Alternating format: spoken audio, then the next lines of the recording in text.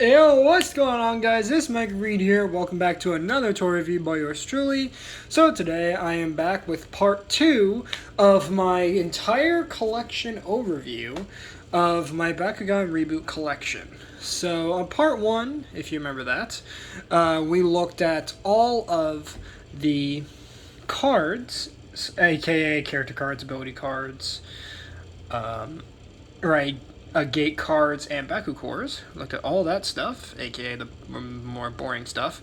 And today we're going to begin getting into, of course, the stuff that you guys came here for the most part, and that is looking at the actual figures themselves. So, this backdrop I don't think is quite right for this review. I think this background could use a little change. That's better. So yes, for this review, I'm breaking out something I haven't broke out in a long time, and that is my original Bakugan Battle Planet Arena. Yes, you're looking at it first here, folks. This is the first ever arena released for the Bakugan Reboot. This one was pretty hard to come by, at least in the stores. At least at the local Walmart at the time where I was, looking for this set. And, it was a pretty good set. I think it was around like $20-30 at retail at the time. And it's a pretty solid set. Now, you might be looking at this and might be thinking to yourself, well, that looks surprisingly quality. And it is. It's actually a quality material here, quality, texture, everything. And it does look a bit like janky cardboard, especially with the glaring fold in the middle. But yeah, you can fold up this entire sheet here because the set stadium here is literally just, this plastic shell that, if you said it right, covers with this little plastic piece here. Now, each of these little pieces on the sides are each individual components that you can take apart and reassemble. And all in all, it's a pretty solid stadium set. And I thought it would be appropriate, especially for the first season of the reboot that we're going to be looking at today, which is, of course, Bakugan Battle Planet. Fitting enough. So, let's grab out the old turntable. And let's get started. Of course, going to start off with the Pyrus Faction. Oh. Now, in the background, I do have to get my giant cases full of the figures because we're going to be going over each and every single one. Of course, we are going to use a gate card here. I know that gate cards weren't introduced until Armored Alliance, but we're going to have it here because of nostalgia. So, let me go ahead and get my stuff all together here. And then, as I said, we'll get started. So, first and foremost, and I'm going to have to zoom the camera in a bit. Oh, not too close. There we go. First up, we're going to take a look at all of my Pyrus Faction figures, starting with the cores. So first up, we have Pyrus Core Dragonoid, as you would expect. Looking absolutely fantastic. All in all, definitely one of my favorite cores, and also, really neat reinterpretation of the original Dragonoid figure we got back in Legacy series. Really nice to see this. And no manual parts either, which is also really nice. Next up, we have yet another Dragonoid. In this case, this is actually one of his later evolutions, but unfortunately, he was released as a core. This is Titan Dragonoid. This is the evolution that shows up after Hyper Dragonoid, but of course, for some reason, it was never released as an Ultra, only as a core in the capstone set for this year, or the year that, for the first year. So, we'll take a look at him later, but for now, there is that. Next up, we have... okay. He's a bit fiddly. Pyrus Core Trox. So here he is, the first ever version of Trox for the reboot, and I have mixed feelings about this one. If you remember back to when I originally reviewed Trox, because I'm pretty sure I reviewed this one, and if I haven't, well, Yeah. This design, I think, looks a bit ridiculous because he's way too chonky And the head just doesn't look like a T-Rex. It looks more like an Allosaurus to me. I don't know. That, and what is up with this one eye where it looks like he has a black pupil there? It looks very off-putting. But, well, actually it's both of his eyes, but more so with the one eye than the other. That and the detailing could have been a bit better on this one, but what are you going to do? It was the first season. They were still figuring stuff out, right? So next up we have Fangzor. So here he is. Awesome new snake-like figure. Make sure that's... There we go. So remember that again. There you have him. And another fun detail I really like about Fangzor, outside of just the awesome snake serpentine-like detail we get on him, is that on the underside of his hood, you can actually see he has detailed eye spots, just like he has in the show, and on his card art from the last video, for the first part. So that is really cool. And of course you're going to see with my later Fangzors how they have the same coloring, except, right... same, right, designs and molding and whatnot, except the coloring's all nice and different for each faction, which I think is great. Next up here, we have Pyrus Core Vicerox, who clearly is a reference to Terraclaw from Legacy series, but, you know, just not Terraclaw. I mean, if they had released this and called it Terraclaw, you know what, I wouldn't have questioned it, but nah, it's Vicerox now. So, looks really cool. The only thing I don't like is that he has a very odd face. Just, I don't trust that fanged smile. Reminds me a lot of, oh god, I can't even place it, like, what that face reminds me of, but whatever, like, but what, you get the idea. His face is just off-putting to me. Very, very off-putting. Next up, we have a figure that's significantly less off-putting. Of course, I'm talking about Pyrus Trino.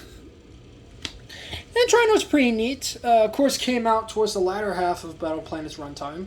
But still, really, really cool figure. Nice to have another dinosaur-like figure alongside Trox. So, that is great. Now, of course, in the show, his native faction is Orlus. But, of course, we'll see later on that I was able to get the Orlus version. That and its awesome diamond version as well. But of course, we'll talk more about them once we get to Orlus Faction. So, next up we have probably one of my favorite cores in the entire Pyrus lineup I have. And that is, of course, Pyrus Scorpros. This guy is just awesome. Like, if they had released this as a Geogon when Geogon Rising came out later on, I wouldn't, and you know what... I would, you know, like, because that's what this guy reminds me of a lot, is the Legacy series Coin Scorpion, or just the Scorpion Trap. I believe it was literally called Scorpion. I believe in the ad they called it Coin Scorpion for some dumb reason, but there you go.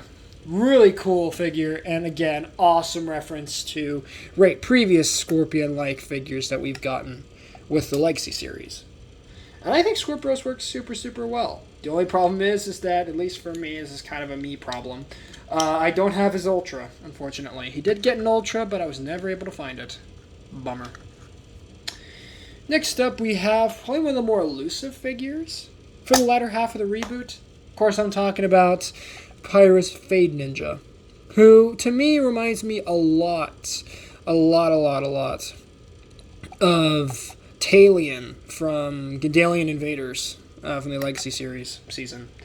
Because, I mean, come on, if they had released this and called it Talion, I wouldn't have questioned it. Because he kind of looks like Talion. Like, you know, this bipedal sort of humanoid character. And again, we don't really see much of him in the show, from what I can remember. But hey, at least we got a toy of him. And what's funny is that I believe he also was going to get an Ultra as well. Since there were leaked prototypes. But unfortunately, I guess that didn't come to pass. Shame. Next up, of course, another couple characters here that are here by, you know, technicality's sake. We have Pyrus, Dragonoid Cosplay Kubbo. Yes, I know that he came out in Geogon Rising first, but the character himself of Kubbo first showed up in Battle Planet, so... Again, he's here by technicality's sake. Or for technicality's sake. But hey. That is pretty cool. And of course, just like the Kubbos that came before him, if you recall, you can move his arms around. So that is pretty neat. Oh, and before I forget, here's what he looks like without his hat. Yeah, just put that back on. Anyway, moving swiftly along and getting him closed up in the background. There we go. And to his Legendary Battles version that we got in that same season, Geogon Rising. But again, the Kubbo character originally showed up here in the first season of the reboot. So again, that's why he is here. So literally the exact same guy as the other one, just with some slight paint changes. And of course, he was in a Target exclusive set, so yeah. There you go. And again, here's what he looks like without his hat. And again, just get that back on there. Because without his hat, he looks not good. Anyways, moving swiftly on now to Ultra figures. Starting off with, we're starting strong here, with Pyrus Matanoid Ultra. Yes, this is clearly a reference to Legacy Series Mantras. And, well, he looks the part, that's for sure. You can't deny this guy's not a praying mantis. Like, it cannot be anything else than a praying mantis. So, and I think they nailed it with this design, personally. My only problem is that I don't think he has 6 legs. Unless these things are supposed to count as his legs, but I don't think they do. I think they're more part of his wings. So he has 4 legs, not 6, like a proper insect. That's a bit of a miss, in my opinion. But hey, he still looks fantastic. So who am I to complain? Well, actually, I can complain a little bit because, oh god, getting this guy closed up can be a bit of a nightmare.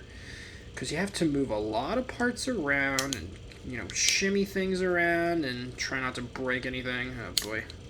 There he goes. But thankfully, with all the Ultra figures from this season forward, thank God that the locks on them are relatively tight. So that is great.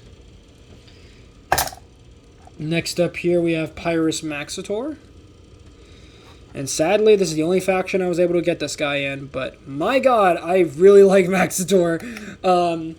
Because again, he's a Minotaur-like Bakugan, which we've never had a Minotaur in Bakugan before. Unless maybe Baku Tech had one. I'm not sure. But still, really, really cool figure. And I really like this guy's design. Again, my only complaint is that he doesn't stand properly because his feet are manual. And he has no real hands. He just kind of has these little blades. Why? Unless you're trying to tell me this is his hand, in which case that's a weird looking hand. But yeah, so I think we can confidently say that he has a case of no hand syndrome. So that's not too good. Because I mean, what's the point of being this awesome Bakugan warrior if you don't have any hands? What's the point? Essentially, when his card art shows him with hands. Anyway, next up is, of course, everyone's favorite, the Pikachu of the Bakugan series. Once again, Dragonoid. Now in the Ultra class version. And doing an awesome flip as well. And again, really, really nice figure. Significantly better than his core figure, in my opinion. But, of course, I still love the core figure because, nostalgia. I mean, it's taking something old and making it new again. Right? So I like the reboot a lot from that perspective, right? Of taking something that was old and was a very oldie but a goodie, very good in fact, and making it feel brand new all over again. So next up, of course, we have his diamond version. And he's a bit drunk today because he doesn't want to flip right. But there he is. My diamond, and yeah, sadly this was not my first diamond figure. The next one after this guy is my first diamond figure, but, oh man, what a shame that I didn't get this guy as my first diamond because, oh man, is he good. Love this diamond. And again, good luck trying to find them online to get them on the aftermarket, because I have not been able to find a Diamond Dragonoid Ultra anywhere online. So yeah, good luck, people who are trying to fill out your Diamond collection. Good luck with that. Anyway, next up is my first Diamond ever, or at least Diamond Ultra, and of course he's drunk as well. Diamond Ultra Cindius. Well, Pyrus Diamond Ultra Cindius, and this guy's great. So, I mean, what more do I need to say? I mean, just look at the awesome action pose they have him in when he opens up. My only problem is, again, this weird, like, back piece there, that little, like, yeah, this little piece right back there. I don't like that very much at all, because it completely ruins the design a little bit. But then again, you're going to be looking at this guy from the front, you're not really going to be looking at him from the back. But, yeah, from the back, he is not a looker at all. But then again, I realize why it's there. It's for stability, right? And to kind of, so that way it doesn't just fall over. Although, of course, he fell over anyway. But hey, what are you gonna do? And of course, getting this guy closed up as well can be an absolute pain in the back. There we go. Well, pain in the back, pain in the neck, pain everywhere, basically. Well, mostly in the fingers. Because after all, I mean, how else are you supposed to fold these guys back up? And why won't your head stay in? Stay in! That's another problem with my Diamond Cindius, is that sometimes his head just refuses to stay in place. But anyway, next up we have Ultra Pyrus Dragonoid. An awesome flip as well. Really nice to see. Love it when my Ultras actually flip on camera. But anyway, whoop, okay. If I could actually pull out your arms, that'd be cool. There we go. There he is. And he is, well, I mean, what more do I need to say? I mean, just awesome, awesome looking figure. Super, super cool. Love the fact that instead of having 2 wings, he has 4. And in general, this is just a cool evolution. I'm sad the Hyper Dragonoid never shows up past the first season of the reboot, but hey, at least he was here, and now we have him to enjoy. So, could be worse. You could be like the other Hyper evolutions in Battle Planet that never got physical figures made of them. I'm looking at you, Hyper Hydrous. I think Hydrous got a Hyper. And what was it? Hyper Tertonium as well. I'm looking at you. You never got a physical product, and I'm kind of peeved about that. But anyway, next up we have... Oh, there we go. I was expecting him to completely jump off of the display, but surprisingly he did not. Or turntable. But here he is. My Ultra Pyrus Hydronoid. And again, super, super cool figure. Amazing reinterpretation of the Legacy Series character of the same name. So, very cool. And also just his presence in general is just fantastic. Of course, he did get a core as well, which I do have. And he also got a diamond as well, which thankfully I also have.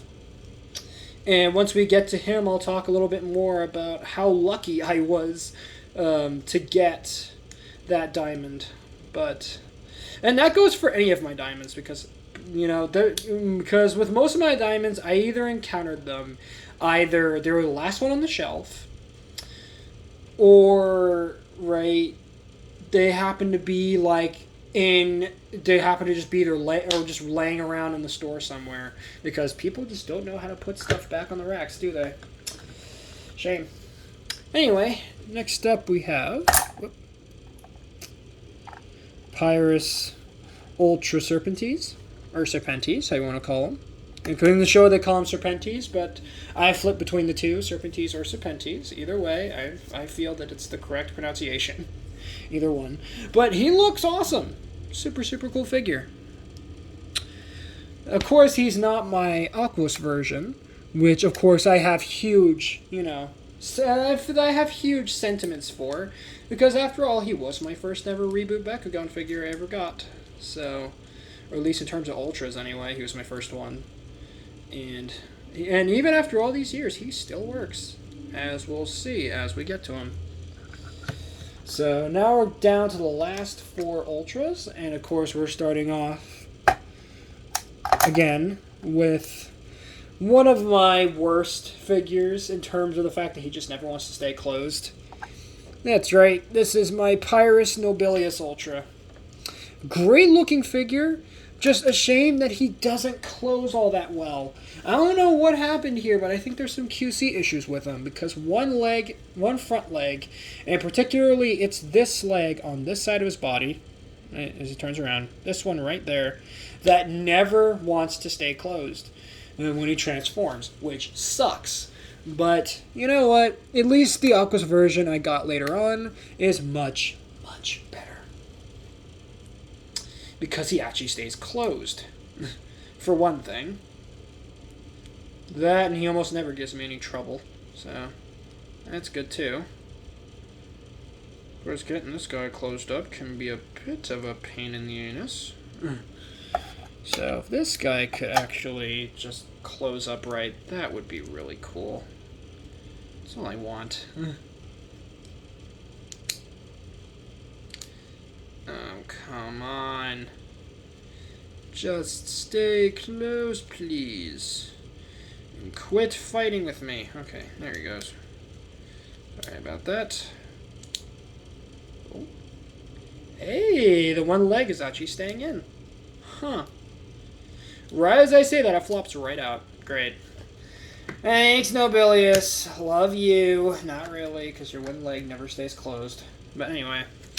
Next up is my... Hey, he actually flipped on camera. That's cool.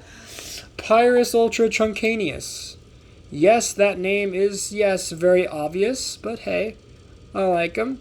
Because, let's be realistic here, this is basically the Reboot's interpretation of the Legacy Series character Tuskor, which was an elephant as well. And I think he works a lot better than Tuskor ever did, because Tuskor literally just looked like a weird elephant head.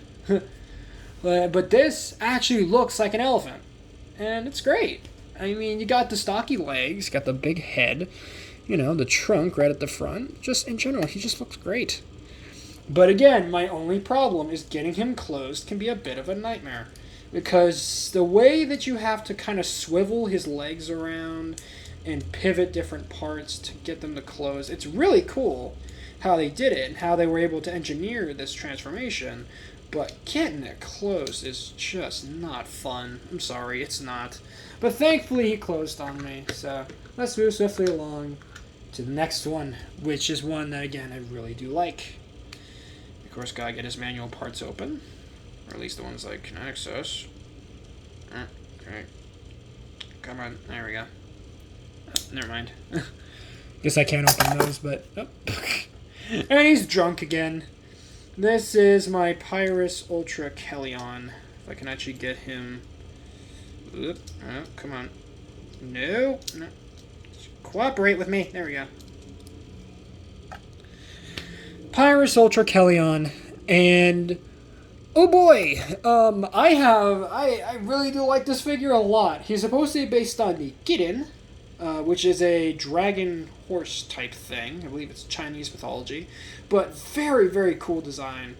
Again, only problem is that despite the fact that he just looks impressive from the side, from the front he looks kind of dumb. It looks like he's just kind of staring at the floor the whole time, instead of, you know, looking powerful and menacing like he does from the side angle. That and this whole piece right here, like, my god, that thing is just huge. Almost looks like a large tail, but then again, you remember his tail's actually right there, but there you go. Now, of course, he was supposed to get a diamond towards the latter half of the Battle Planet series, but unfortunately, he never got it. It was canceled. And I and other people in the community are very deeply upset by, upsetted. What do you call it? Disappointed by this. There we go. Upsetted? Disappointed by this. Because it looked so cool. And they actually had, like, the product all done and ready to go to market. And then they just decided at the last minute, we're canceling it. Because, you know, Armored Alliance was a thing. And, you know, yeah. Shame, but at least he got the Pyrus Ultra figure there. So that is great. And last, but certainly not least, we have my final Pyrus Bakugan and my final Ultra Bakugan for the Pyrus Faction. Pyrus Ultra Trino. And here he is. He looks a bit derpy from the front, But hey, you know what? They still get the idea across. He's a Triceratops. He looks great. I like him. Even if his eyes down there, like right down there, could be easily confused with these markings on his right crest there. And getting him close can actually be, it's actually quite easy. It's just, again, you just have a lot going, oh, okay.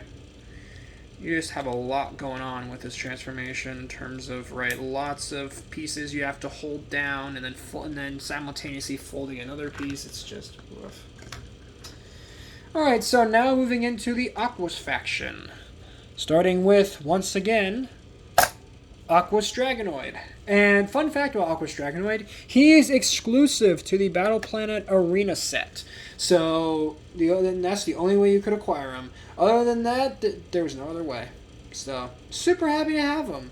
But sucks that he was locked to a stadium set. So, I guess for those who didn't want the stadium set, which obviously is not me, because I actually wanted the stadium set, you know, he's it's unfortunate that they locked him to the sets. But for me, I think he was a welcomed addition. Especially for like $20-$30 at retail at the time. It was definitely a nice idea to include something like that. But anyways, next up we have my Aquos Core Trox. So once again, second verse, same as the first, for the original Core Trox. But hey, I do like the Aquos colors for him. And, you know, in the Pyrus one, you know, looks okay, but the Aquos one, I think, looks a bit better. Especially with that, like, dark blue on top of the light blue and the orange. I think it works really well. Reminds me a lot of, what is it called? Serpenoid from Legacy series. So, that is great. Moving on to the second case now. Okay, there we go. And now let's continue. So now we have Aquos version of Fangzor. And for those who are wondering, yes, Fangzor did get an Ultra, but unfortunately, we're not going to be seeing him for a little while. But, oh boy, the core here does look really, really nice. And of course, to show off the eye spots underneath his hood, instead of being red and green, now they are orange with the blue background. Or, right, sort of color behind it. Super, super neat. And again, really nice attention to detail. Which thankfully has stuck with the reboot up till the current season. So, that is great. Next up is Aquos Tertonium. And despite his name being, well, first of all, absolutely amazing with Tertonium, that's clever, he is not a turtle, but he's actually a tortoise. A very, very heavy-looking tortoise. That also looks like he's staring at the ground. But hey, I think he looks pretty good. Well, that and his Chaos version that we're going to look at later just literally looks like a golf ball. But, excuse me. Anyway, moving on to my Aquos Vicerox. And this is his native faction in the show. He is natively Aquos. And yeah, this one really looks like Terraclaw now, doesn't he? But the Pyrus version doesn't really look like him. Now you can see the Terraclaw resemblance. So, there you go. And yes, he did get an Ultra in the toy line. So, and let me tell you, it looks not that great, if I'm going to be honest. So, anyway. Next up, we have Aquos Core Serpentes. Now, of course, I do have him in the Ultra version as well, but here I do have his core representation. And again, he is natively Aquos in the show. So, that is awesome. So, super, super cool. Next up, we have probably one of the more busy designs with the cores. This is Core Hydronoid. And, oh yeah, he is busy. Busy, busy, busy. Because, I mean, you got 5 different heads, you got the legs, you got all the molded detail. Yeah, he looks great. And yes, he did get a diamond version, but no, I never got it. Really bummed out about that, but hey, what are you gonna do?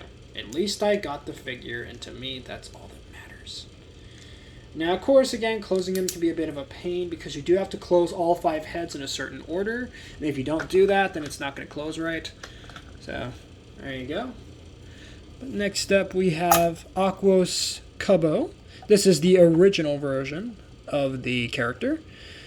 And, well, I mean, what more can I say except, well, he is cute.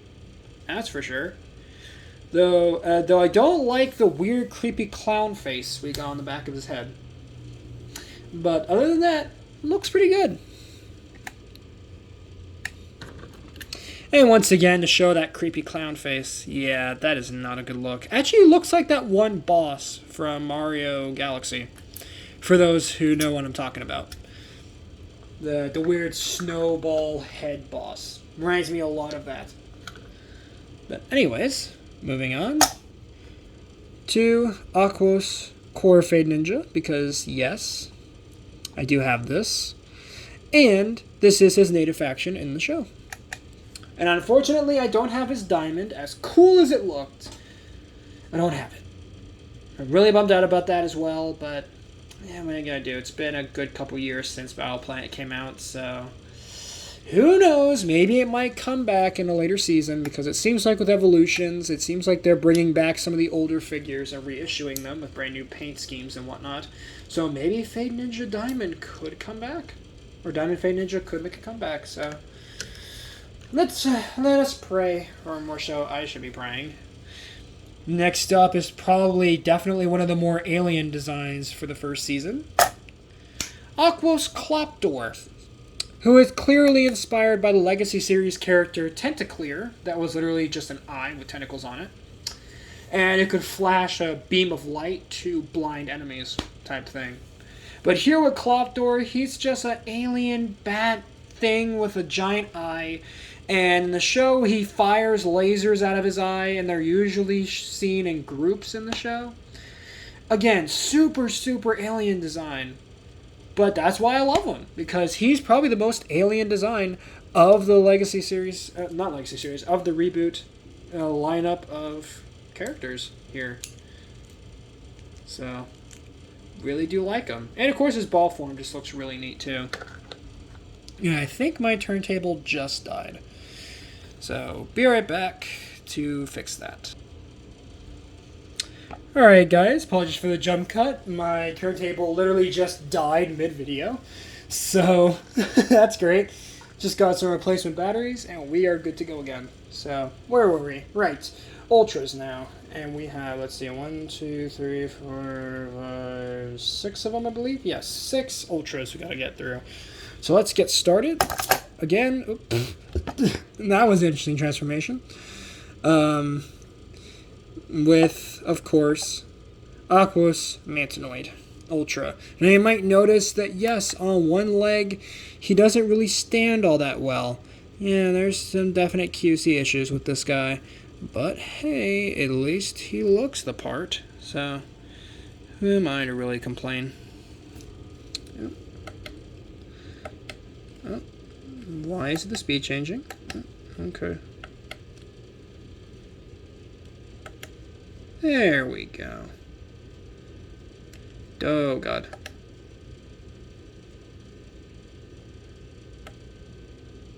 Okay, there we go. I'm accidentally pushing the wrong buttons here. My bad, guys. It's been a while since I've really, spent some quality time with the turntable here. So, good. Close it. And there we go. Alright. So next up is, of course, a Bakugan I have a lot of sentiments for. And some, admiration for. Here he is, my special boy. Aquos Ultra Serpentes. Serpentes, sorry. The precious, precious boy. I mean, what more do I need to say? I love this guy. My first ever Ultra. And he's just... And he still works good even after all this time. He still works good. Now the paint's chipped. No, the springs got old. None of that. To be fair, the reboot did start up in 2019, so there is that. But hey, he's still held up. And I'm sure he'll hold up for many more years. Especially because I rarely ever open and close these figures repeatedly. So, that should be good. Next up here, we have probably one of the worst Ultras for the reboot, in my opinion. For the first season of the reboot. That is, of course, Ultra Hydrous. What did they do to him? I mean, look at how derpy this thing looks. The feet are, yes, automatic parts because they're on little pins, but they don't sit right. He just kind of sits on his, like, on his heels, and not even the right way. And why does his face look like a dog instead of a lion? Why? Everything about this Ultra's wrong. They should have just went back to the drawing board on this one, in my opinion. And he has no tail at all, either. He just kind of has this little flap that's supposed to be his tail. But, like, how am I supposed to know when everything else looks so wrong on this figure? This figure almost feels... what's the word? He feels like he's an illegal, like... He almost feels like a hate crime or something. Like, my God, he's just bad. There's nothing about him that I like. I only got him because, obviously, collection purposes, but Jesus. Anyway, on to a much better figure that refuses to open right for me. Come on. There he goes. Yeah, I think his springs are a bit too tight. But here he is. Aquos Ultra Nobelius. So here is my other Nobelius, my good one. And, well, I mean, yeah, he is great. For a Griffin-like Bakugan, I think he works super well. Especially how they did the wings, like these little blue parts swiveling up to form these outer wing shapes. Really cool design for the wings. And of course his stance just in general looks really good. Though of course, just like any Ultra, getting him closed up can be a bit of a pain. But it's not, you know, it's not impossible. Obviously. But man, can he be a bit fiddly, especially because the springs on this one are actually of very good quality, too. So, come on. Yeah, there you go. Yeah. Alright. Now moving on, we have Ultra Pandox, who's also drunk. Here he is. And of course, I mean, what did you really expect? It's literally a panda Bakugan. But I think he works super, super well. My only complaint is that he literally has a mold brother with Gorthion, another figure we're going to look at later. But, hey, he looks pretty darn good, I think. But once again, getting him closed can be a bit of a pain. Because you have to fold things a certain way. And once again, second verse same as the first. If you don't fold everything right the first time, you're going to be spending quite a bit of time refolding him again. And I swear that's the last time I'm going to say that. Because I know that's getting super repetitive by now. Oh my God, would you like to stay closed, please? Okay. Come on. No. Oh, okay. He's staying. He's staying. Got him. Yes.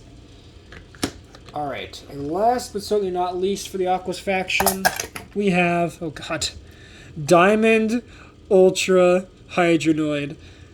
Oh my god, I love this design. And again, to talk more about the story of how I acquired this figure, I was walking into a Target, as you do. Urban Alliance was just starting to come out here in my area, and right as I was looking for the newest wave of Armor Alliance stuff, I find this guy on the shelf by himself. And nobody was, and thankfully the aisle was completely empty. So, of course, I went to grab them, and well, I got them. So, there you go. But super lucky. And funny thing is, I was actually going to pass up on this figure at one point. But of course, I knew it within myself that I need to get this figure while he was there, because otherwise I would have missed him, and then I would never have him to show to you guys today. But thankfully, I feel I did the right choice and bought him. So there you go. Now moving on to Chaos, we start off with Chaos Angzor. Of course, he kind of blends in with the background a bit because white on white, you know, I'll do that. So, looks pretty good. Do like the colors on him. Well, of course, the standard, right, Chaos light blue and the white. So, and a little bit of dark blue. And of course, what do his eye spots look like underneath his hood? Beautiful. Really do like that. Next up is Chaos Gorthion. I think he looks great. What else do I really need to say? He looks great. Oh, why is the turntable doing that? Don't do that. Okay. That's not what I wanted to do. Can you turn the other way? Other way. Other way.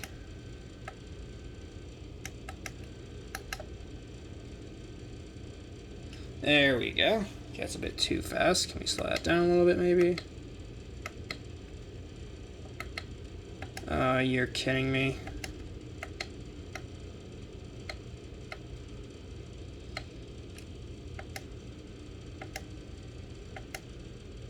Why isn't it doing what I want? Give me a second, guys. Turntable's giving me issues again. Alright, and we're back. So, continuing on. Moving on to, of course, my Chaos Teutonium.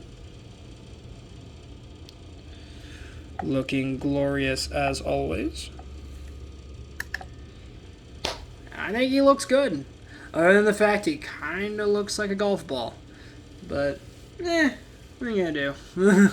Overall, I think he looks, again, pretty good. Especially in the Chaos color scheme. That helps. And to further kind of demonstrate the sort of golf ball appearances, where it looks like all closed up. Yeah, very golf ball like him. Or he is, sorry. Anyway, next up we have yet another Bakugan with a slight bit of QC issues.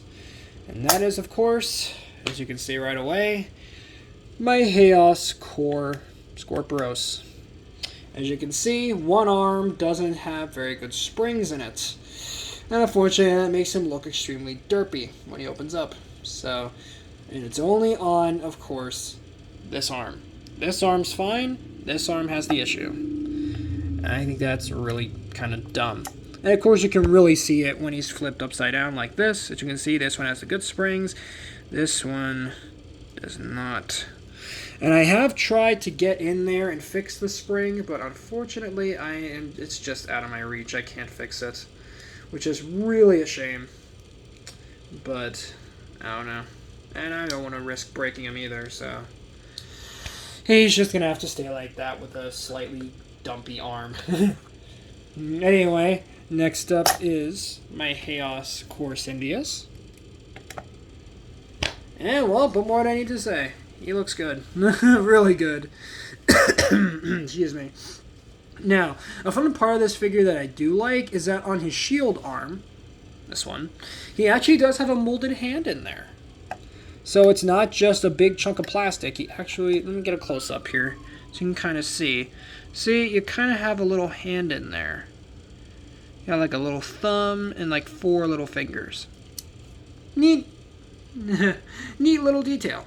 Unfortunately, really hard to see because, again, white on white plastic doesn't really work now, does it? Next up, we have yet another figure here by technicality reasons. Of course, had to grab his little accessory. There we go. But, let me see here.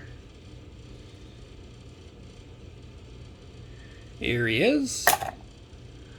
Chaos Party Cosplay Kubbo.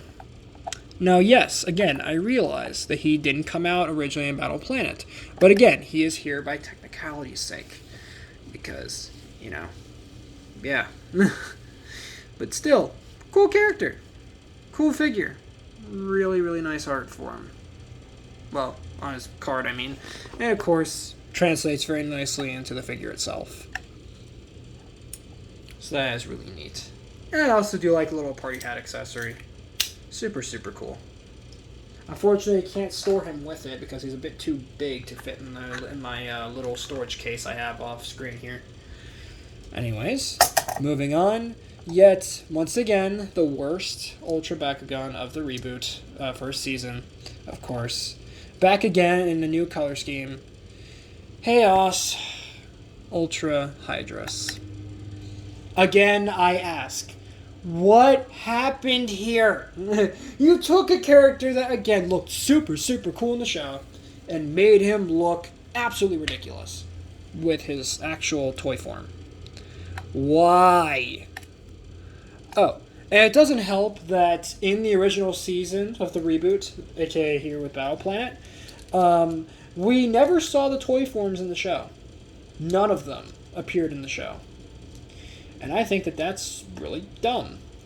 Because it's like, that's the whole appeal to the toy line is the figures themselves.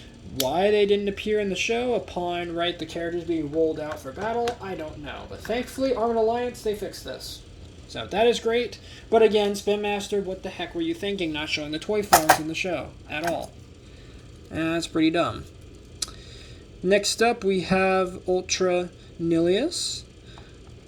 And can you see the immediate problem I have with this figure? What is wrong with his arms? What is wrong with his arms? Why do they look like that? Why does he look like he's sleepwalking? For who's supposed to be the main antagonist of the first season of the reboot, why does he have this? Like, why? It just looks so dumb. And he's supposed to be the main antagonist. He's supposed to be, very threatening and imposing in this, this serious threat. And then you release his Ultra figure, and he looks like he's sleepwalking. Come on, man, really? Spin Master. Why? Why must you torment me? Knowing that this Ultra, this is how he's supposed to look. Boy. Speaking of bad Ultras, can we talk about Vicerox Ultra? That doesn't stand upright. Here he is. And, oh boy, this is not a good Ultra. Oh, what happened here?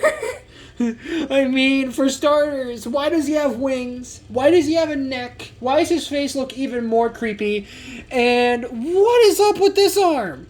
Being a tiny little wimpy thing, and then giant Hulk hand. Again, it's based off a Fiddler Crab, but come on, man. What's up with the Droideka Battle Droid legs? I don't understand that either. Why? Because that's what this guy reminds me of, a Droideka Battle Droid from, the Clone Wars. That's what he looks like. So I guess somebody must have been a fan of Star Wars designing this figure, because he basically is a Droideka. Why? Why? Again, got it for collection purposes, but what is up with that design? Anyway, back to some actually really good designs. Chaos Ultra Lupithion. What more do I really need to say about Lupithion that hasn't been said? This figure's awesome! Of course, he is supposed to be a werewolf, but that is awesome. I love his imposing detail. I love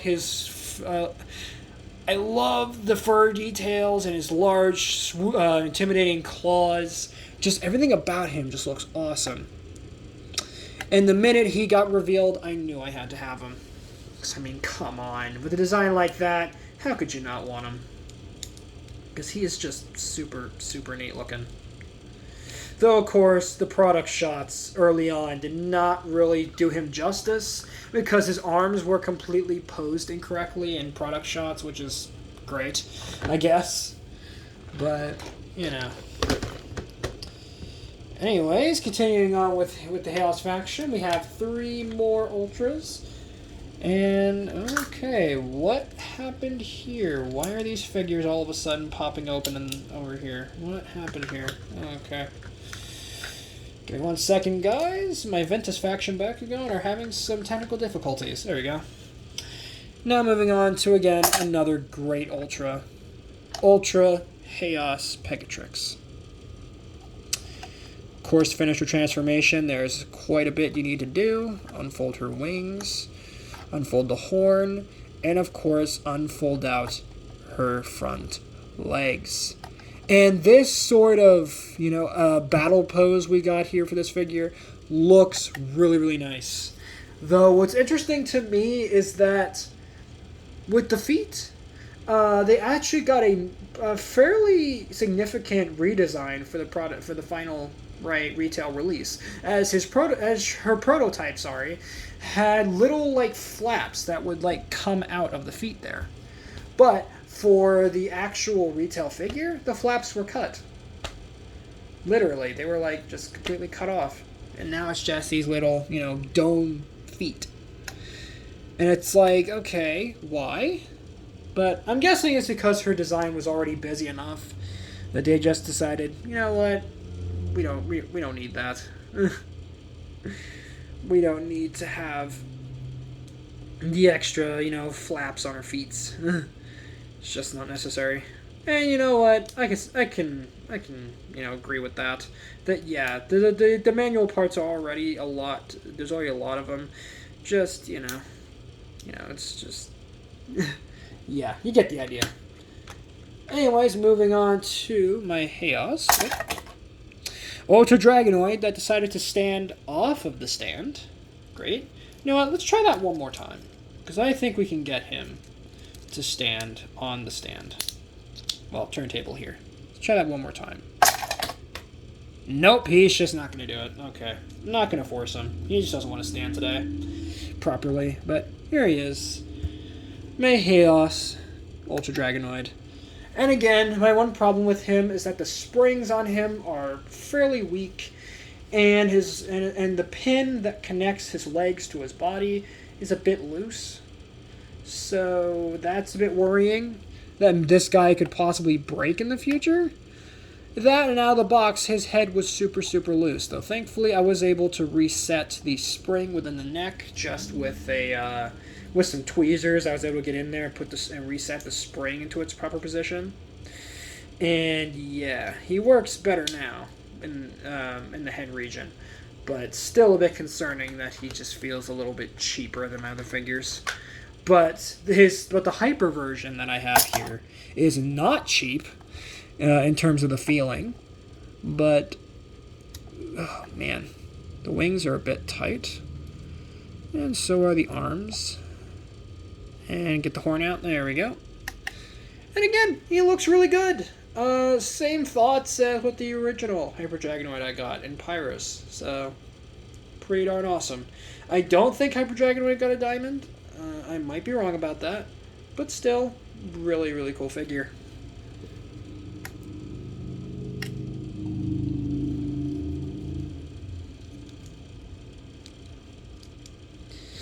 And of course, getting him closed up with all these different wings and whatnot can be a bit... Alright, now moving on to the Ventus Faction, which is surprisingly a relatively smaller faction. Which, of course, starts off again with a core Dragonoid. So if you notice, I have almost every version of core Dragonoid, but as you can tell, I'm missing a couple. So...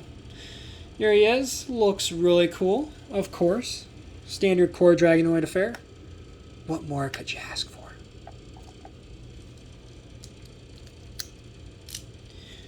Now moving on from him, we have my Cornelius Inventus. This is my only version of the core form of Nilius that I have for the first season of the Bakugan Reboot. And, well... what more can I say except pretty awesome. And ignore the cyclist outside. You're not cool! Anyway. Oh, boy. I could go on all day about how much I hate motorcyclists out here. because they drive by my house all the time because I practically live next to the street, and they're constantly revving their engines outside thinking they're real hotshots. You're not! Turn down your engine and just keep going, jerk. Anyway, moving on to Ventus core of Serpentes. I'm sorry about that, but here he is, looking very, very cool as always. All in all, very, very cool figure. Do like him a lot.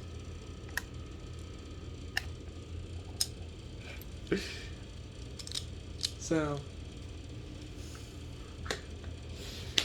anyways, moving on to the next core figure, which is, oh god, this design.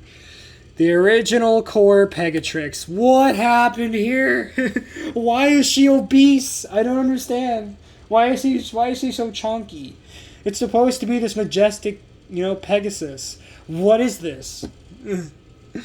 Like, they got her right with the Ultra, but the core they just missed entirely. What happened here? Thankfully, later on, they do correct this. Thank God. So you never have to look at fat Pegatrix ever again. But anyway, moving on to core Matanoid. Here he is. Oh. Looking super, super cool as always, with his big old front legs and his oddly Cobra-esque head. And yes, he does have 6 legs on this one. As you can see in the back, he has those 2 little green splotches on the back panel. Yeah, those are supposed to be his back legs. So yes, he does have 6 legs, like a proper insect. Thank God. And if you're wondering where his antennae are, they're actually molded onto the top here. So you can see, there's the start of his antennae right down there, and they go all the way back. Very hard to see because, again, they did not bother to paint them. So they basically blend in with the rest of the plastic. So, there is that. But of course, we do have a diamond version of him, or at least I have the diamond version, thankfully. And here he is, Diamond Matanoid. And again, very, very nice looking diamond. Really do like the sort of transparent dark green with the almost like a lime green on the head there. Looks very nice. Again, hard to see the details on some of these diamonds because, again, clear plastic plus lack of paint makes it, not that easy to see. Next up is my diamond Ventus Tertonium. Super cool. Again, my only problem with them is, again, can't really see much due to lack of paint. But then again, that's kind of the idea because, the main appeal to diamonds is their rarity and, of course, the clear plastic. Which, thankfully, allows you to see a little bit of the mechanisms as well. Which, if you can kind of see through his belly there, you can actually see a bit of the magnet that opens them. Which is super neat.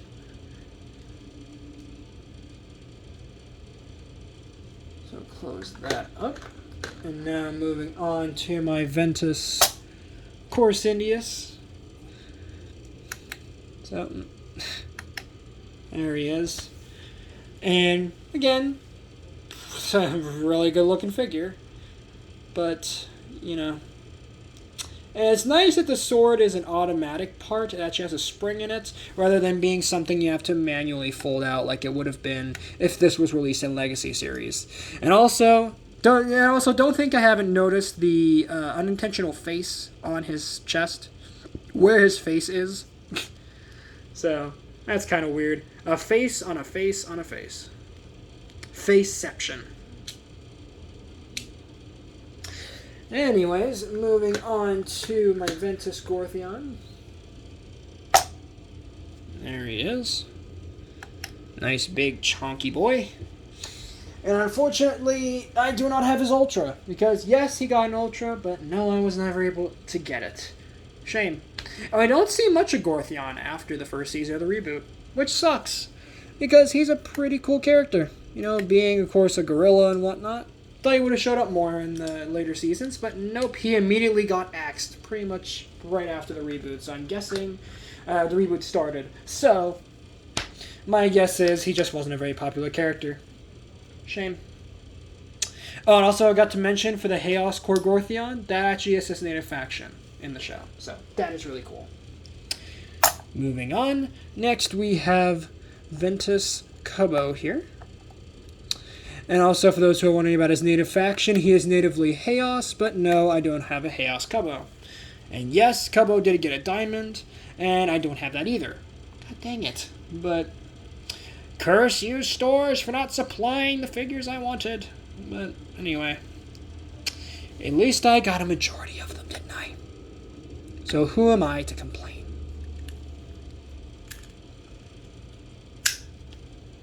So there you go. Next up we have... Jesus, relax. This is my Ventus Core Hydrous.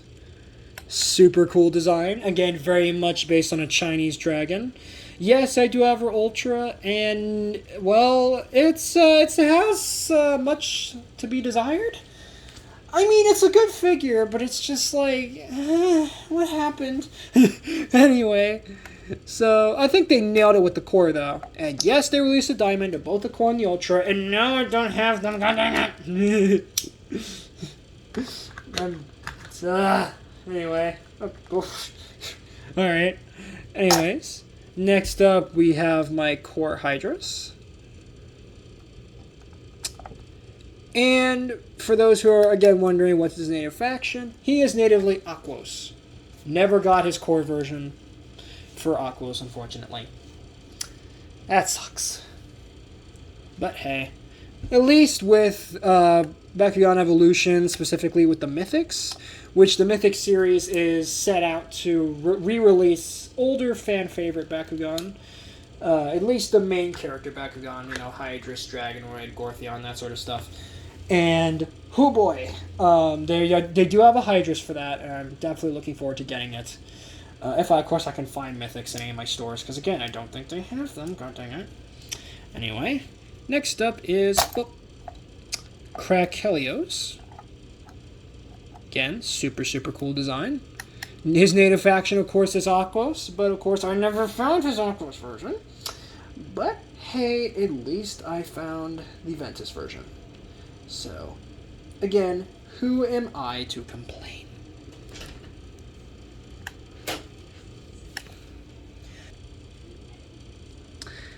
Anyways, so that is my Cornelius. I had to do a quick jump cut there because, you know, parents came in checking on me, as they do, because they are such good, loving parents. And if I could check... Cornelius, no! Close, please, thank you. Okay. Sorry about that. Cornelius was giving me issues here in the background. Also, can we talk about how derpy his ball form is? I mean, his face is, like, right there. That and, like, oh my god, the gaps. The gaps. Anyway. Moving on. Next up is... Jesus, relax. My god. Ultra Ventus Fade. And again, what happened here? We went from an awesome core into a... this. What is this? Like, I mean, it's not the worst Ultra in the world, and if you're wondering, does she have wings in the show? Yes, she does, but she seldomly uses them in the show. So yes, this is accurate. This wasn't just made up for the toy line like a certain other set of Bakugan, which I'll talk about later. But anyways, so, or talk more, again, about later. But that's for Geogon Rising, so... Anyway, getting her closed up is, once again, a royal pain in the buttocks. Stay closed, please. Okay, there we go. Anyway, next up is... Of course, if I can... Oh, God. Well, I guess he's going to open up in my hand instead of on the card. So, there we go. Here is my Ventus Ultra Matanoid that apparently was so excited to open up that he opened up right in my hand as I pick him up out of his little slot in my collection. So there you go. But again, second first name is the first. That's the first. You know, Ultra Matanoid we looked at. Super cool figure. But again, once again, the only problem with mine is that he doesn't really sit all that well. Because again, his front legs are kind of QC'd. Have some QC issues, right? So he doesn't really stand right. But it's okay. It could be worse. It could be my Pyrus Nobelius Ultra, whose one leg never stays closed for some reason. No matter how much I fiddle with him. Anyway, last up for the Ventus Bakugan, and of course the last Ultra, is, oh, a nice flip. Sorry, Ultra Ventus Dragonoid. Hyper Dragonoid, more accurately.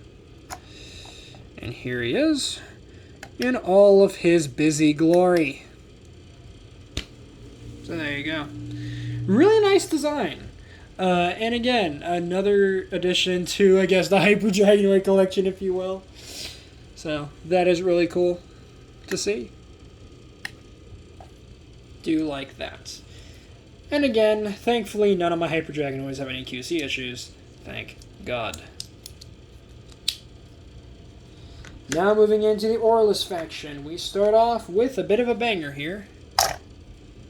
Core Orlus Hydrous. Now, a quick fun fact for those who are new to the Bakugan series, more specifically the Reboot. Orlus in Japan, funny enough, is the same right faction that we got in the original series, Legacy series. Back when they were called Attributes, and there was no such thing as Orlus. There was a little faction, and I don't know if you've heard of it, called Subterra, which was the Earth faction. But now for the US version, they decided, instead of doing what Japan did and just keep it Subterra, they changed it to Orlus. And guess what their reasoning was? Why they changed Subterra to Orlus? Because in their eyes, brown toys don't sell well. What?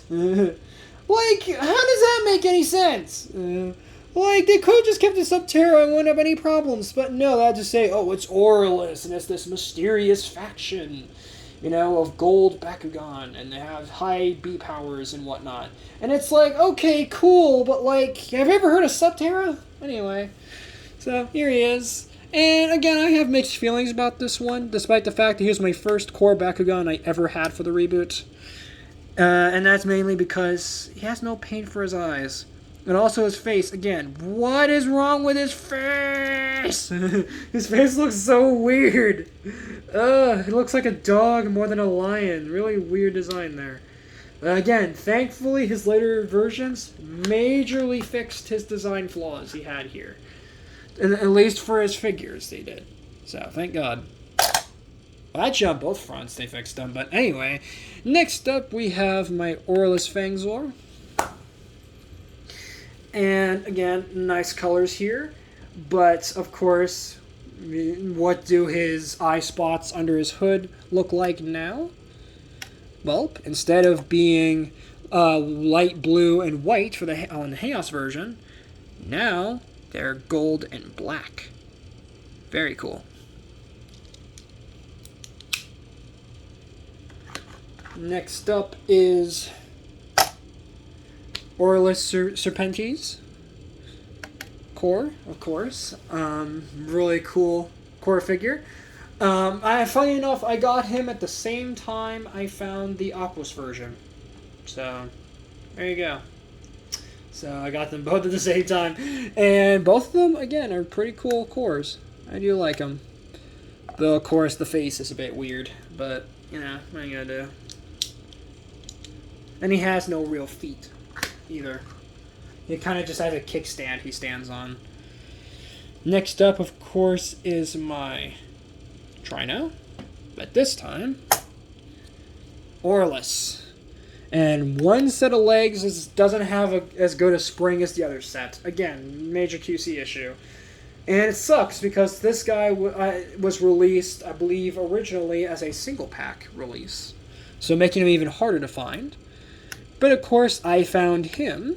And at the same time, I found the next Bakugan we're going to be taking a look at. Which is, of course, his diamond version. So, pretty cool that I found both his normal version and his diamond version at literally the exact same time. So, I think that works out super well. And there you go. There is his diamond version. And really, really nice figure. I do like this diamond a lot. It's kind of weird that they made the front entirely solid color, but the rest of his body is, you know, the typical diamond translucent plastic with a little bit of gold highlights here and there, and a little bit of silver too, and black. But, you know, I think it works for a diamond. Oh, and of course his belly is entirely silver paint, so there is that too. Moving on to my fourth and almost my final case. We're going to carry on with the last couple cores and of course start getting into ultras. So next up is of course core Orlus Matanoid. So here he is. Very, very nice as you would expect. But I find it kind of weird that the silver is now sort of a darker silver now. Again, could just be a QC issue in terms of the paint not being, you know, as bright of a silver or right color as it should be. As you guys see with some of my other ones here. Here's yet another version of Ice Rocks, of course. So there he is, looking very Orlusy.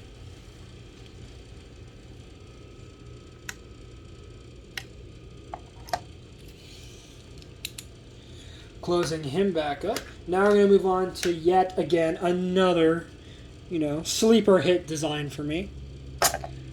Orlus Core Zentar. Sadly, this character never got an Ultra, but man, how cool is this? A Bakugan Centaur. That's really cool. We never had a Centaur in Bakugan, I believe. Or at least we didn't get a figure of one anyway. So, that is really cool. My only problem is that, as you can tell, he kind of stares at the ground. He doesn't stare forward like it's supposed to be, because see, this is where his face is supposed to be, that little copper spot just underneath his helmet. But as you can see, he's supposed to be like this, but instead, he just stares right at the ground. That's kind of stupid. And I believe his native faction was Ventus, but hey, his Orlus version is still very, very cool. Next up here, again, yet another Orlus Bakugan. Gee, what a surprise. Orlus Hydrous. And I like this design. I like this one a lot. But now I have it again in Orlus. I do also have her in Darkus as well. In her native faction. But here in Orlus, I think it looks pretty good. Yeah, some might say that's just a heavily redesigned version of, right, Fangzor. And yeah, you'd be right. She basically has the exact same transformation as Fangzor. But, you know, just she's not Fangzor. So, there's us. Next up, we have yet another figure that's here by technicality reasons. Orlus King Cosplay Kubbo. Again, this figure did originally debut in Geogon Rising, but here I have him just here for, right, technicalities, because again, the character originally did show up, or at least Kubbo as a character, right, first showed up here in Battle Planet. But still.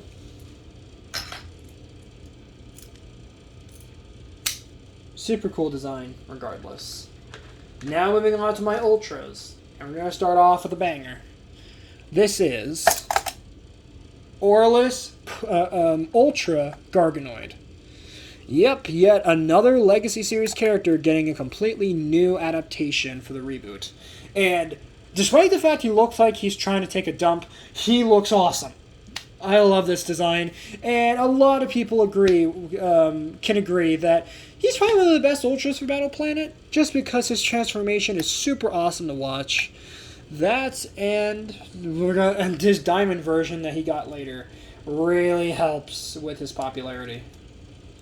And it's smart they released him as an Ultra, because let me tell you, if they released him as a Core, it wouldn't have worked nearly as well, and he wouldn't be nearly as memorable. But thankfully, he did get an Ultra, and he's super, super awesome. Next up is probably one of my least favorite Ultras in the entirety of the first season of the reboot. Ultratrox. This is one of the reasons, because mine never opens properly. I have to manually pull him apart, gently of course, to open him. Because you have to manually unfold his arms. And again, he just looks stupid. I'm sorry, but this Ultra's dumb looking. Like, in terms of the molded detail and whatnot, it looks great. But in terms of the design, and the fact that he's intentionally designed to be looking at the sky the whole time, it just looks so dumb. And again, mine doesn't open properly. Though I will show his transformation here on camera, because I think it's actually a pretty cool one. Just fold in his arms, and then you take his feet and you fold them up.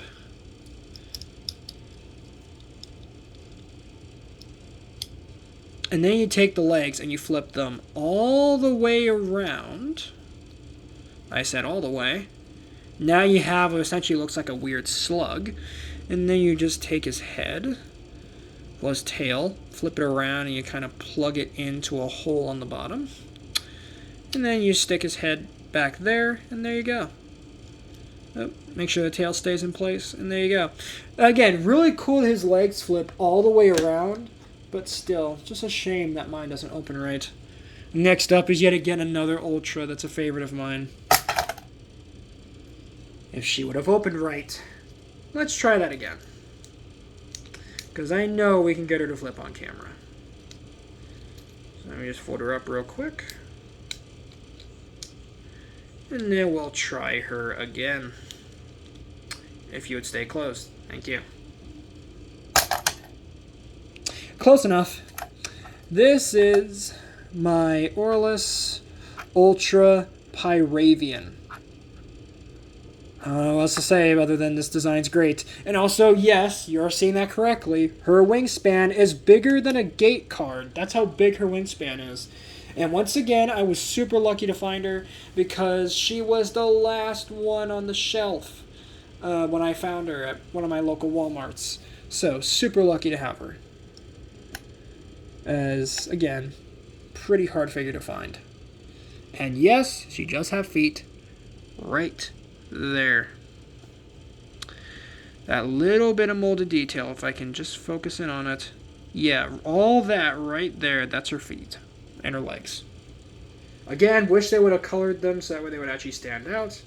But there you go.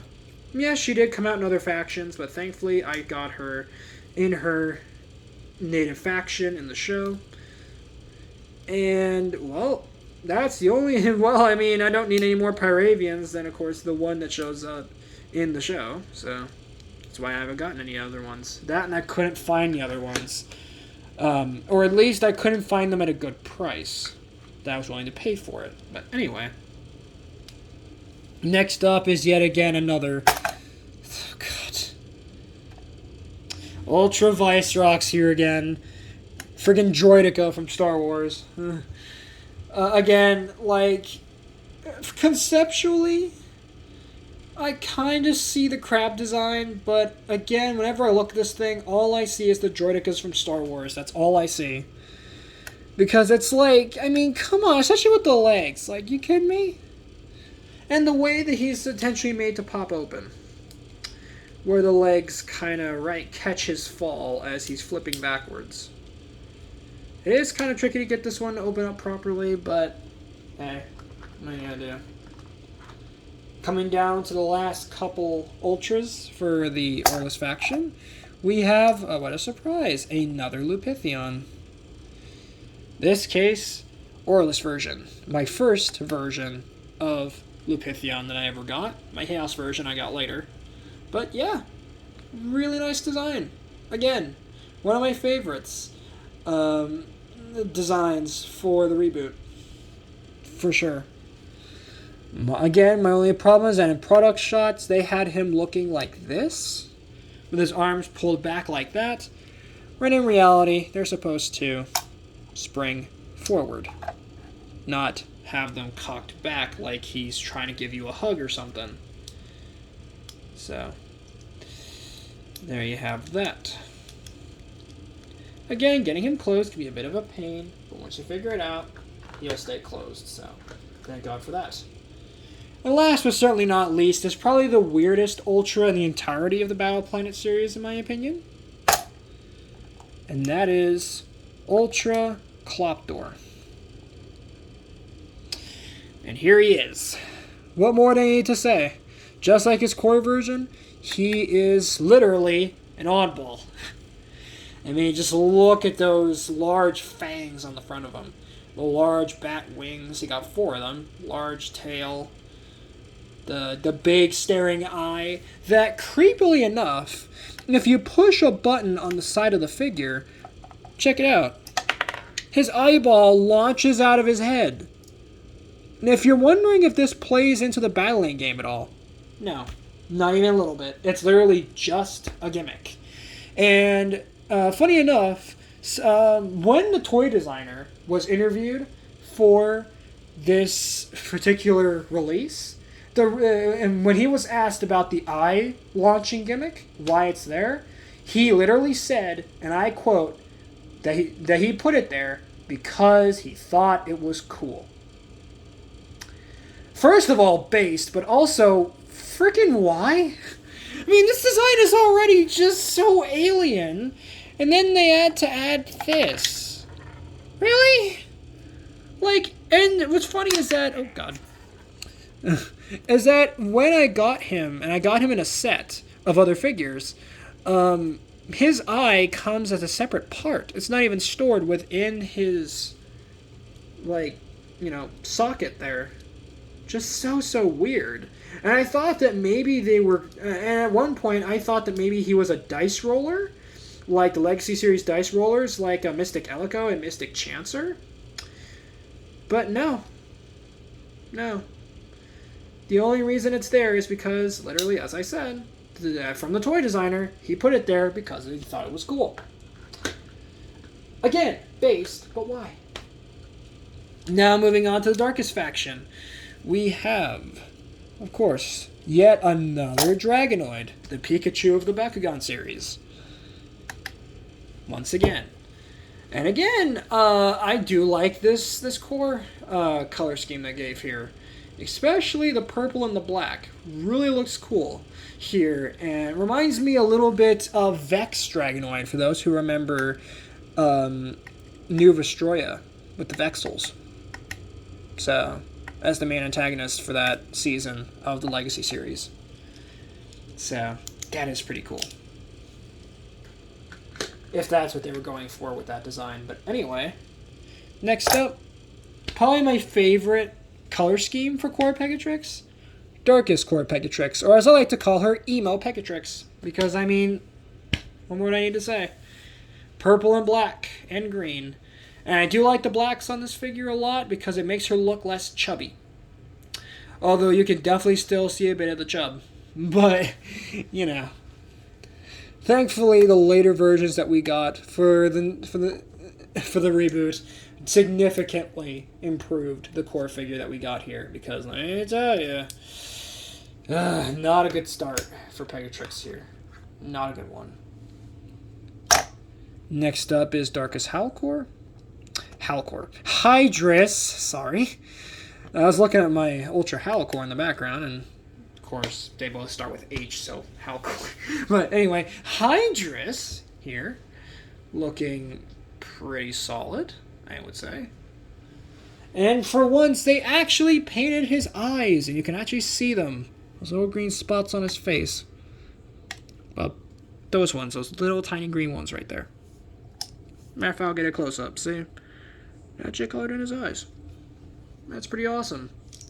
And yes, the rear legs are manual parts, which kind of sucks considering that the core figures are supposed to have minimal to no manual parts. But I think they could have been spring-loaded, but I don't know. Next up is Core Phaedrus. Once again, in her native faction. Super cool. And yes, she was my first version of Hydrous that I got. Thank God. And then the other two, the Ventus and Orlus ones, came later. But still, pretty awesome design, I think. Sad that Phaedrus never showed up past the first season of the reboot, as she pretty much immediately got axed. But hey, who knows? Maybe she might come back in a future Bakugan season. We'll see. Now moving into Diamond territory for a little bit. We have Diamond Kloptor, his core version. Again, super hard to find this guy. Both when he was first released and now post-release, right? And we're this deep into the Reboot series stuff. But hey, at least I was able to find him while he was still in stores. Because again, I have not been able to find this guy online at all for retail purchase. So good luck trying to find this guy. But hey, at least you have video proof here that yes, Diamond Kloptor core exists. Anyway, next up is my Darkest Kubbo. I think he looks good in Darkest. Very good in Darkest. In fact, again, my only problem with my copy is that the arms, even now, are a bit too tight. But hey, it's better that they're a bit too tight than too loose, in my eyes. So, you know, double-edged sword. Tighter arms means harder to pose them, but at the same time, at least they're not super loose, so that way they're not flopping everywhere. So there you go. And then next we have my Nilius Kubbo, again here for technicality reasons. And if, of course, if I could actually put the hat on. Put the hat on. There we go. Yeah, can you talk about how stupidly large this hat is? I mean, jeez. Of course, you can only get Nilius Kubbo in the Legendary Battles pack, released in Target stores. Anywhere, and you can't find him anywhere else. So, that is a shame. But hey, at least I have him. Now, unfortunately, storing him is a bit annoying because, again, I can't store him with the hat because it's too big to fit. Now, moving on to Ultras. We're going to start off with, oh, what a surprise, another Hydrous. Why? Again, I'll take any excuse to slander this design because freaking why? It's just so dumb looking. Just such a dumb looking figure. Why, Spin Master? Why? Why did you have to plague us with this terrible, terrible abomination of an otherwise really cool character in the show? That, thankfully, unlike the other main character Bakugan, didn't get axed immediately. Thank God. Next up here we have Ultra... Oh, hey, nice flip. Ultra Darkest Nilius. Nilius Cindius, I'm dumb. Again. But really cool figure. And he actually flipped on camera. He almost never does that. So I guess yay for you guys. And again, my only problem with this figure is that, well, it's hard to see anything because he's all black plastic. So, except for the little bits of purple and green, obviously, but still, you can't really make out much of his detail. Well, and of course, in his giant green sword, which is awesome. So, there you go. Next up is, again, another solid Ultra, in my opinion. Jesus. Darkest Fangzor Ultra. Because, yes, Fangzor did get an Ultra, and whoo! Is this a good figure? I like this. Looks way closer to how he did in the show. Way better. So, and I do like the fact that the fangs are also down here. The ones he kind of has on his midsection. So that is really cool. And his eye spots are green. Little green eye spots. Instead of big eye spots like he has on the show. But hey, what are you going to do with the size limitations of the Bakugan toys? Moving on to yet again another diamond. What a surprise. Diamond Ultra Garganoid, and oh boy, this one is super hard to get for me. I was lucky enough to find him on the top shelf at a local Walmart. They just kind of hit him up there, but thankfully using my skills of, hunting down Bakugan figures, was able to find him.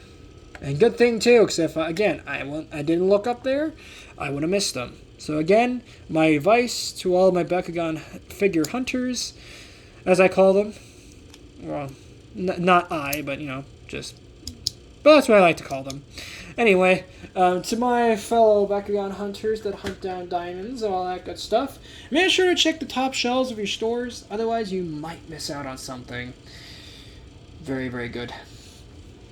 So, moving on to my Darkus Ultra Hellcore. And boy oh boy is this design good. Flip the ears out, and yeah, there he is. Really cool first look here, or first adaptation of the character. Again, I don't know why he has wings for the toy. He didn't have wings in the show. But, it's alright. Weird that the middle head has manual parts, but nothing else. But none of the other two heads do. So it's just kind of weird. But it goes up with that face. Yeah, that's cool. And of course, transforming him is a bit of a pain, as you would expect. But then again, that's the point of Ultras, I think. Is that they're supposed to reinvoke that original challenge with the original Legacy Series figures, where you actually had to kind of have a little bit of struggle to get the figures closed up. Especially with the automatic parts here. Kinda doesn't help. But once again, once you get him closed, he stays closed. Though I don't understand the big gaps in his ball form, though. What are these gaps for? What's the point? Anyways, moving on to Darkus Cornelius. Now, it's funny because at the time I found this Darkus Cornelius in my store, I believe it was a Target, I was debating between getting him or the Chaos version, and, well, I ended up with the Darkus version. And I think I made the right choice because I really like the Darkus version. For some reason, the Darkus version reminds me a lot of the Octolings from Splatoon. No idea why. I think it's the eyes that kind of remind me of their little, mind control helmets they have. So, I think it works.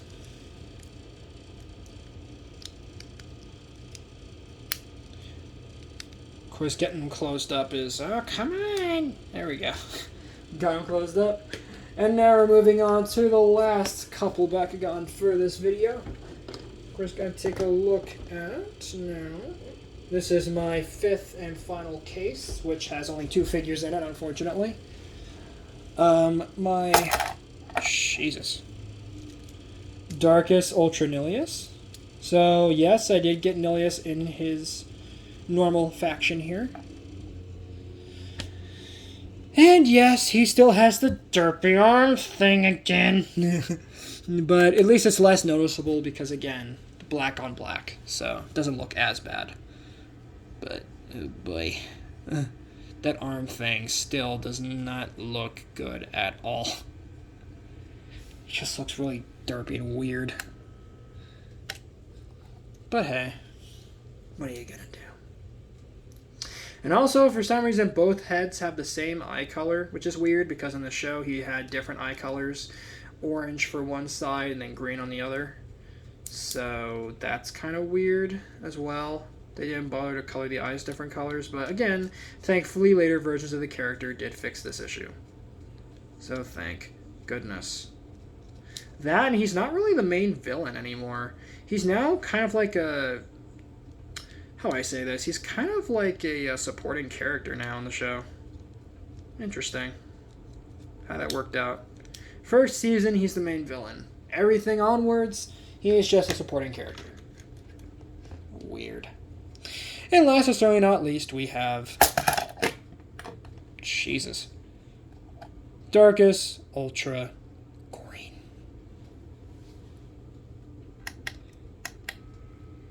And, well, as I said, he's already the exact same mold brother as Pandox. Which, why? But, it's okay. Could be worse. So, what are you gonna do? But, looks good. And he is supposed to be a sort of golem type character. I do like his eye, though. And it's just a design in general. It reminds me a lot of the Iron Giant for some reason. Well, it's also a little bit of the robots from, what was it, Monsters vs. Aliens? That and this guy reminds me a little bit of Big Daddy from BioShock. No idea why. Because, again, he doesn't look anything like Big Daddy. Outside of the fact that he's just a big robot. So I guess maybe that's where I get the idea that he kind of looks like Big Daddy, but I don't know. Of course, getting him closed up is an absolute pain in the anus, just like his mold brother Pandox. But it's okay, because once I get him closed, he's going to stay closed until I open him again. Come on. Jeez, I got to really push on his back plate, too, so that way it'll actually lock. Good lordy. And that's going to be it for this video. But there is one more. One more Bakugan. The capstone for Legacy Series himself. Jesus. Gotta back up the camera a bit. As a matter of fact, I gotta move the turntable as well, because this guy's gonna fall right off the turntable. And God forbid we don't want that. So here he is. Of course, gotta make sure his on-off switch is turned to the on position. Okay, and let's get a random figure. In this case, I'm going to grab here, let's see. Let's grab Kubbo just because. And drop him down, and the one wing didn't open properly, but yes. Pyrus Dragonoid Maximus. Oh my god, I love this figure. He is super, super cool. And again, the return of Light Up Bakugan with sounds. Or at least he was until, of course, Genesis Collection happened. But hey, at least he was cool while he was still relevant. $40 of awesomeness. But hey. So, of course, doing a 360 of him. Of course, hopefully my turntable's not just going to completely die on me for having to spin this whole big guy around. But yeah, I think this guy looks really, really good. Really do like the colors on him. Again, love the light up gimmick. And yes, you can still push the button in his chest for more lights and sounds.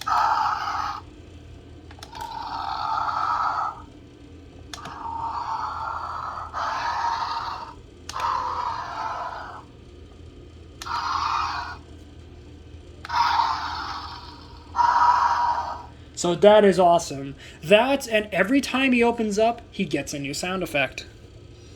And I believe he has a maximum of 4 different sounds he can play, just out of his feet alone. So, of course, just got to move his legs up a bit.